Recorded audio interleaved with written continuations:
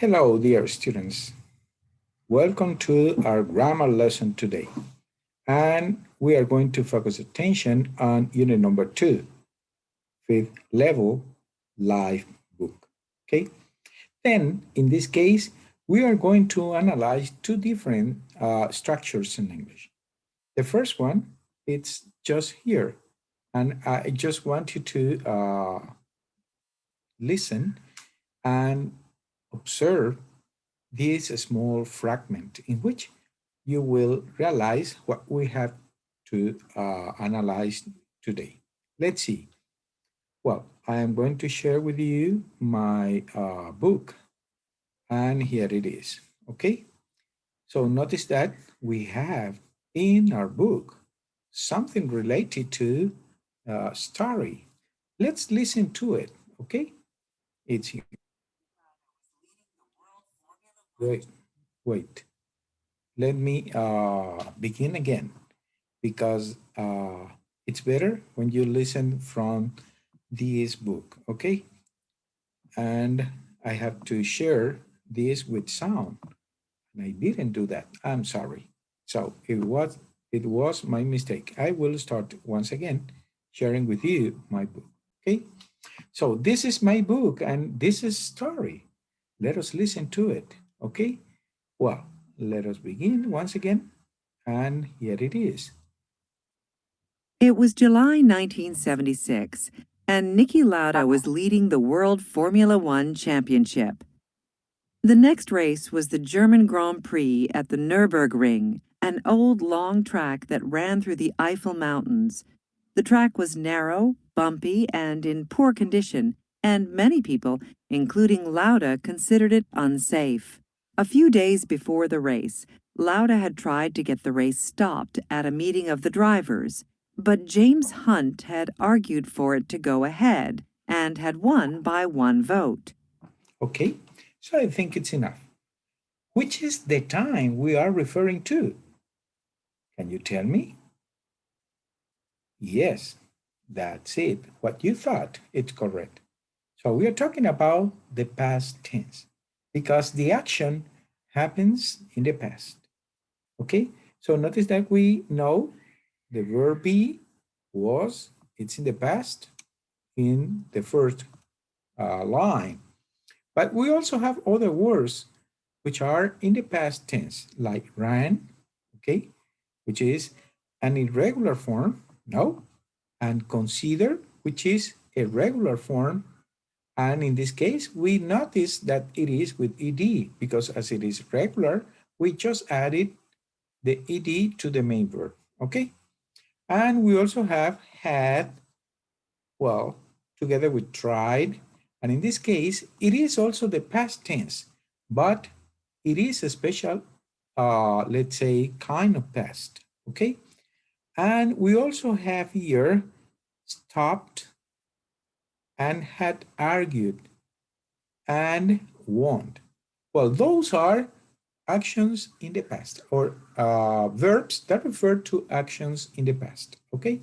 That's what we are going to start right now because we have in grammar the narrative past tenses. That is the use of past tenses to narrate something that happened in the past. Okay, well, let me just get into my presentation right now so that you can just observe what we do and why we use these verbs in English. Okay, then I'm going to share right now the first part of this structure. That is, in this unit, the first part is just related to past tense to narrate. Well, we use several different tenses when we narrate a story in the past. As you have seen in that fragment, we had used the simple past or we had used the past perfect. But there is another one when you use it in ing form. And in that case, you just analyze the action in its progress, but in the past. Well, let's see. The first is the use of the simple past, as you can see here, to describe the main events in a sequence. I ran, I washed my face, okay? I study English. So those are actions that happen one after the other, okay? I ran in the morning yesterday. Then I returned home and I washed my face. And then I studied English during the morning. So notice that we may refer to different actions that happened in the past, okay? Then, and this is the case we have here. I opened the curtains, looked out of the window, and saw a crow, okay? Then it is used in this case just to describe a general state of the past, okay? It's not an action, but just a state in the past. What we have done, okay? I saw that crow in that place, okay? Then, and we may use it in the sentence. It was one of the coldest winters, sorry, in memory. So it means that it was my state of thinking, of being, okay? And in that case, according to my memory, is just one of the coldest winters ever. And we may use it with the past perfect tense when we just have referred to an action that happened before, okay? Then in that case, we make it clear that one is in the past, one action happened in the past, and another one happened before that one, okay? And that's why we use the past perfect. This is the example. We say, when I looked again, the bird had flown away, okay? So that bird that was on my window, well, I looked again and it was not there. It had flown before I looked at the window for the second time, okay? Then we also use it to describe something that happened or a state that was true, okay, before the main verb. For instance, when we say, I'd often walked past the old house, but I never entered it, okay? So it was true. I was scared perhaps of that house. So I often walked past the old house. I did that, but I never entered it. And notice that here we don't have, let's say, the point in the past, but the main event of the story is just in the past, okay? Then another form is what I said, the past continuous. And we use it to describe the activity in its progress, okay? In its evolution, but in the past, okay? For instance, when we say the sun was setting, it is not now, it was maybe yesterday, maybe, I don't know, last evening, I don't know, okay? So it is not right now. It was in the past. So, but it's a process.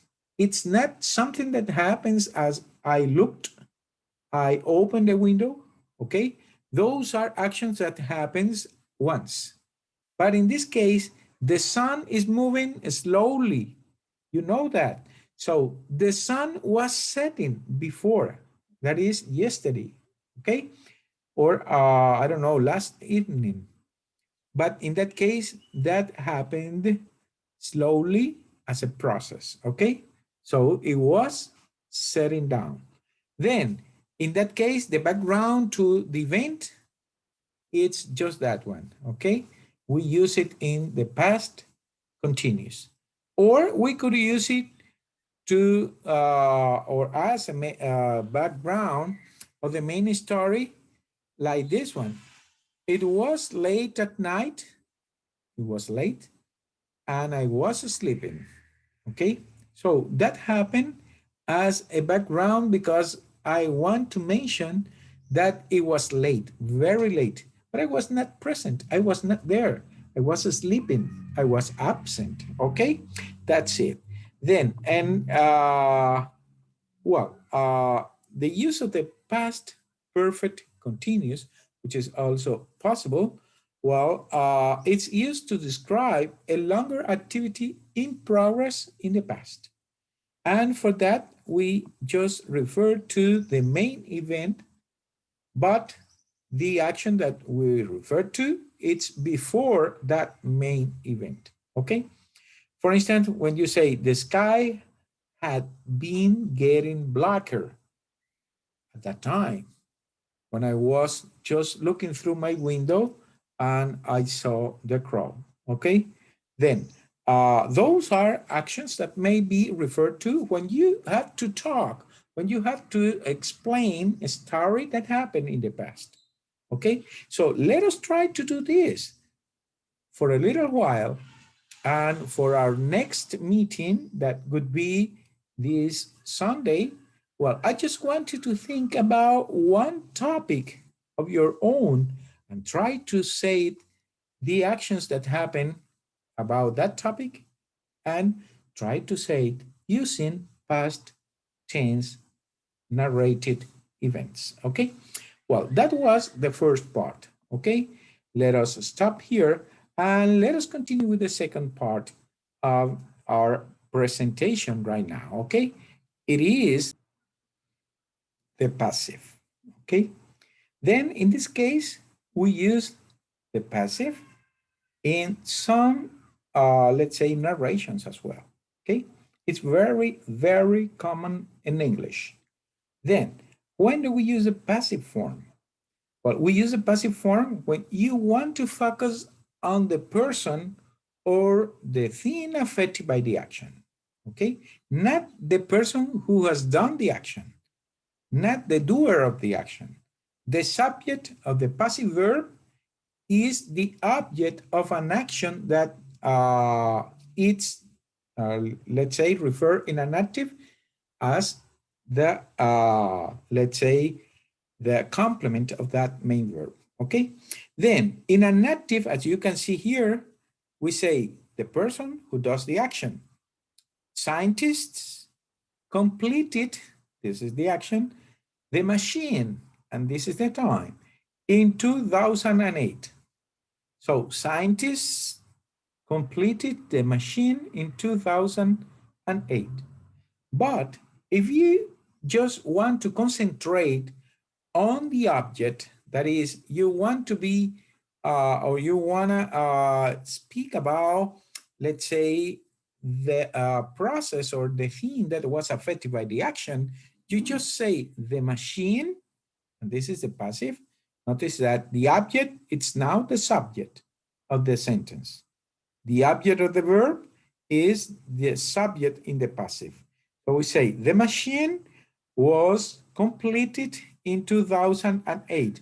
And notice that we didn't mention the scientists here because it's not relevant. It's not important to mention that it was, of course, completed by scientists. It's not so important, we better say. So the passive is often used when the agent, it's not important, as in the case, it was built in 1990 by somebody, of course, by a constructor worker or by a builder, but we don't know and we don't care because it's not important. Then when it is obvious or has already been mentioned, for instance, in this case, we were talking about scientists and we know it should be related to them. So we say scientists do experiments, so discoveries may be made, might be made, okay? Then in this case, we say that those persons that made the discoveries were the same that were doing the experiments. In that case, you don't need to repeat again the obvious person that have done the second action. And of course, it is the scientists. So it's incorrect to refer by the scientists. And by the way, you have seen that we have eliminated this by construction because they are, in the first case, not important, and in the second, it's obvious and has been already mentioned.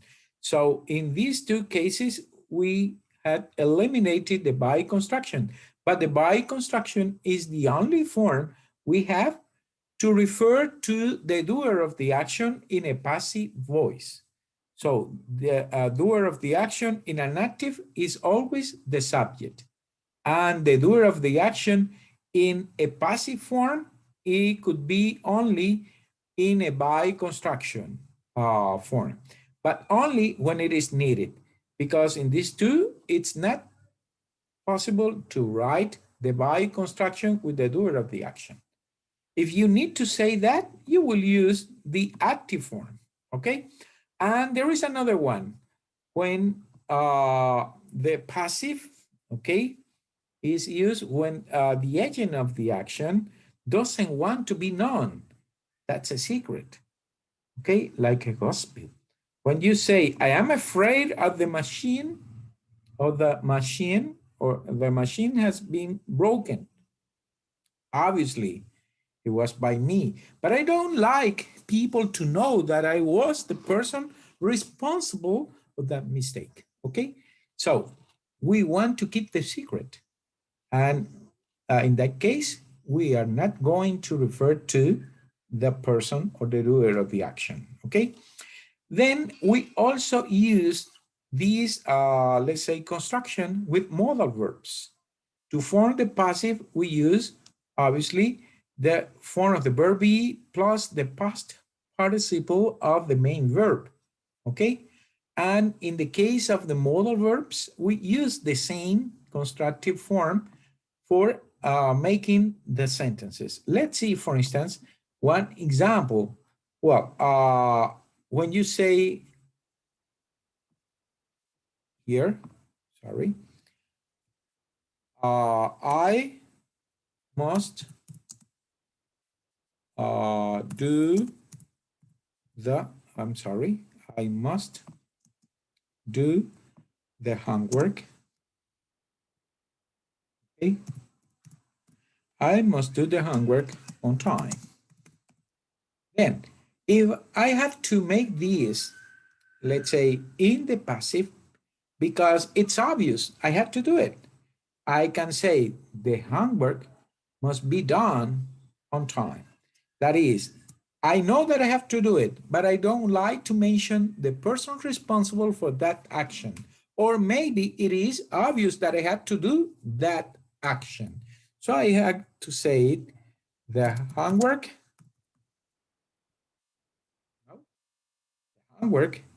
must be, which is the form of the verb be that we use as when we write it after a modal verb. And must is a modal verb, okay? So the homework must be done because this is the verb, and I am going to explain that right now. Done on time. Notice that I do not refer that I am the person responsible for doing that action, okay?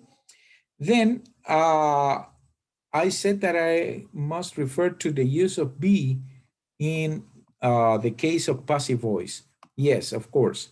Well, you know that the passive voice is a structure characterized by two things.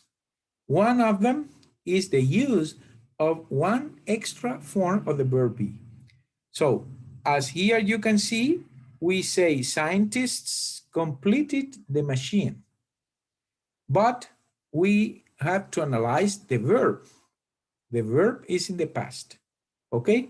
Let me copy the same sentence here for you to analyze this. Scientists, no, completed the machine. That's it. And now I know that I have to make this object of the verb as the subject of the sentence. So I will place this object here, the machine, no, machine, and I have to make it in passive because it's the object of the verb what I placed as a subject. In this case, the machine was, because it's only one, it's third person singular, and for third person singular, in the past, I had to use was, okay? Because I have to analyze the verb. The verb for using the complement or the object of this verb as a subject, and the verb to notice the time in which the action has been done. And for that time, I will use the verb be, okay?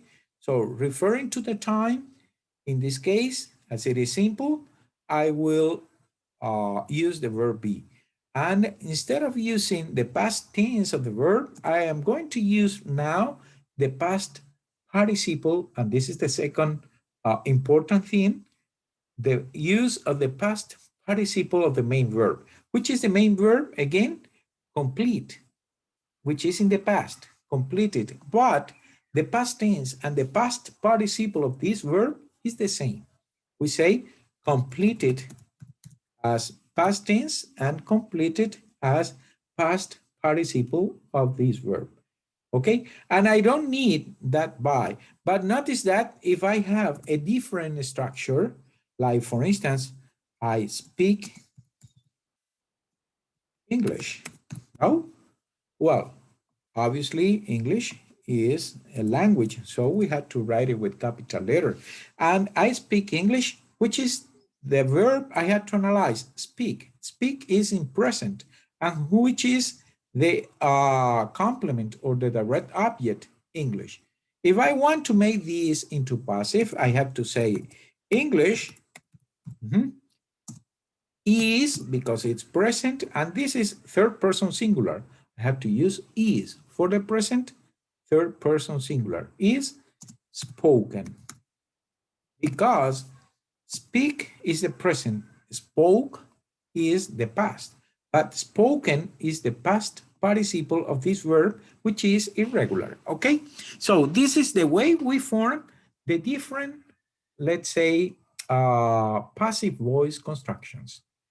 Well, there is also, well, I just explained the use of the modal verb, but there is also another form which is important to notice how to make it in the passive. You form the passive infinitive with be plus participle. That's the rule. So you can use the passive infinitive with verbs that are followed by the to infinitive. For instance, when you say the prime minister agree to be interviewed. This construction, to be interviewed, is in the passive voice because it follows the rules.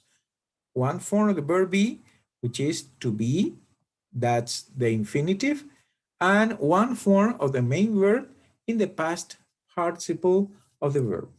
Then the form of the past participle with ing, it's using being plus the past participle.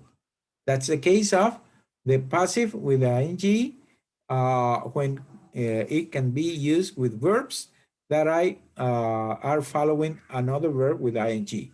For instance, when you say, I enjoy talking or speaking in English. So notice that speaking is the second part, which is with ing. You know that. Well, this is the case of this one. The children enjoy being taken to the zoo, okay? And you cannot use the passive form with intransitive verbs because you don't have an object in the verb. For instance, when you say, the sun has gone, it has disappeared. You don't have anything after that. Who has done the action? Nobody. It's the same, let's say, star, the sun, the one that disappears as such, okay? So we don't have direct object in those cases, so we cannot change that into passive. Then let's see in the different forms we have how we make these, let's say, structure. Well, you know here, the different tenses are present simple, present continuous, etc. Let's see, in the present simple, we say, I do my homework. And in the passive, I had to change this. I would say, my homework is done. Why?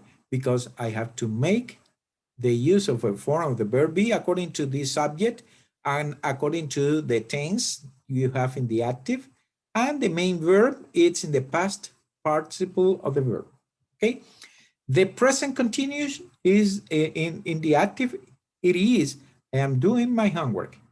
And the passive would be, my homework is being done, because I have to keep this ing, and I have to introduce a form of the verb be between these two verbs, the auxiliary be here and the main verb in with ing, doing. So I will say, my homework, notice, from the direct object of do, it goes to the subject position. So my homework is, this is the one I have here, okay? And being, the one I introduced before the main verb, just to refer to the ing form, okay? And of course, the main verb with the past participle of the main verb, okay? The past simple, it could be, I did my homework. And if I have to change that into passive, I will say, my homework was done. The past continuous, the same. I was doing my homework. My homework was being done, okay? The present perfect, I have done my homework. In the passive, my homework has been done. The past perfect, I have done my homework. And in the passive form, you say, my homework had been done. The future simple, you know, will is just another modal verb, but we use it to express the future. Then I will say, I will do my homework in the future. But if I have to change it into passive, I will say, my homework will be done.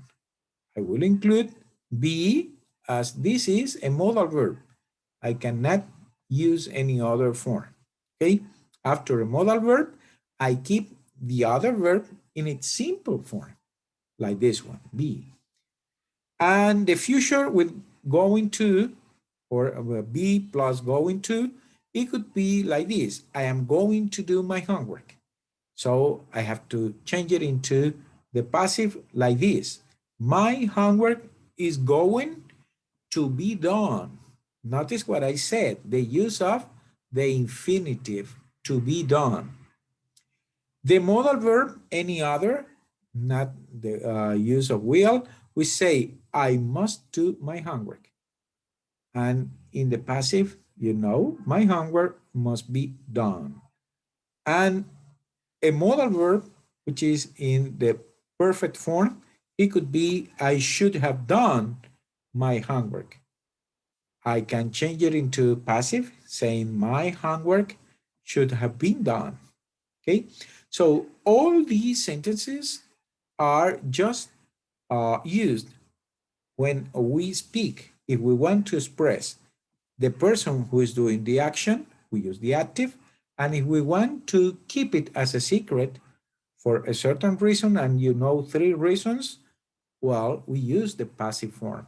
And that's why we use it a lot when we talk or we narrate about an event that had happened in the past, okay?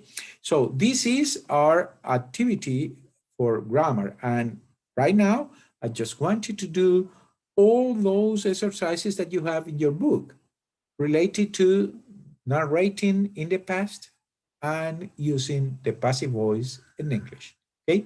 So I'll see you on Sunday. I will stop this recording, and of course, you will watch it and study for our meeting next Sunday. Bye-bye.